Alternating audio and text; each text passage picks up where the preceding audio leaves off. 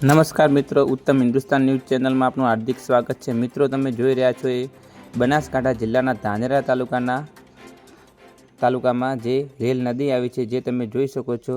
તારીખ 3/7/2025ના રોજ તો અહીંયા પોલીસનો ચુસ્ત બંદોબસ્ત રાખવામાં આવ્યો છે અને ખેડૂતોમાં ખુશીનો માહોલ સર્જાયો છે। અને હાલમાં થોડી વારમાં જ જે ધાનેરા તાલુકાના કલેક્ટર સાહેબ છે એ હમણાં થોડી વારમાં જ અહીંયા આવી રહ્યા છે અને જે કેવો બંદોબસ્ત અને કેવી વ્યવસ્થા કરવામાં આવી છે એ હમણાં આપણે સૂચના આપશે। તો ચલો, કલેક્ટર સાહેબ આવી ગયા છે અને એમણે આપણે સાંભળીએ। દર્શક મિત્રો, જે તમે જોઈ રહ્યા છો તે ધાનેરા તાલુકાના કલેક્ટર સાહેબ છે અને જે અહીંયા રેલ નદી આવી છે એનું નિરીક્ષણ કરી રહ્યા છે। જો એમની સાથે એમના અધિકારીઓ છે અને નિરીક્ષણ કરી રહ્યા છે અને દરેક અમારા પત્રકાર મિત્રો છે। રેલ નદીમાં પાણી એટલું બધું આવી ગયું છે કે હજી ધીરે ધીરે પાણી વધી રહ્યું છે અને હાલમાં વરસાદ બંધ છે, પણ જે ઉપરવાસમાં વધારાના કારણે વરસાદ પડવાના કારણે હજી પાણીની આવક વધી રહી છે। તો જે કલેક્ટર સાહેબ છે એમનું નિરીક્ષણ કરી રહ્યું છે અને કેવો બંદોબસ્ત કરવામાં આવ્યો છે એની પૂરી સૂચના।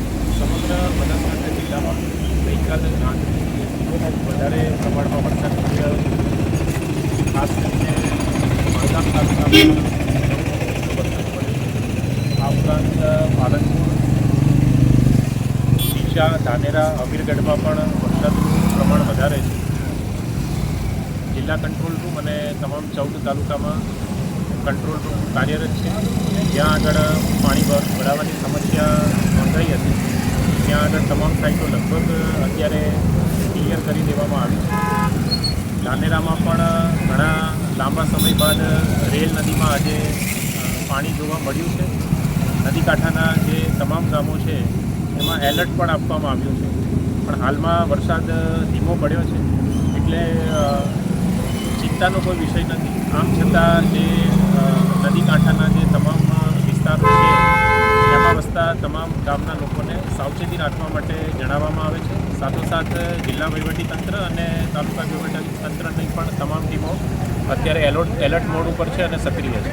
સર, કોઈ જાનહાનિના પશુ યા હાલમાં કોઈપણ પ્રકારની જાનહાનિ કે પશુઓને કોઈ નુકસાન થયું હોય કોઈ પણ સમાચાર રિપોર્ટ થયેલા નથી। દર્શક મિત્રો, જે તમે ઇન્ટરવ્યૂ જોઈ રહ્યા હતા એ ધાનેરા તાલુકાના કલેક્ટર સાહેબ હતા અને એમને જણાવ્યું કે પશુઓ માટે અને દરેક માણસ માટે પૂરી વ્યવસ્થા કરવામાં આવી છે અને હજુ પણ પાણીની આવક વધી રહી છે। તો કલેક્ટર સાહેબે જણાવ્યું છે કે એની પૂરી વ્યવસ્થા કરવામાં આવી છે અને દરેક ગ્રામજનોને અને દરેક વ્યક્તિને કોઈ તકલીફ ના પડે એની પૂરી સગવડ કરવામાં આવી છે।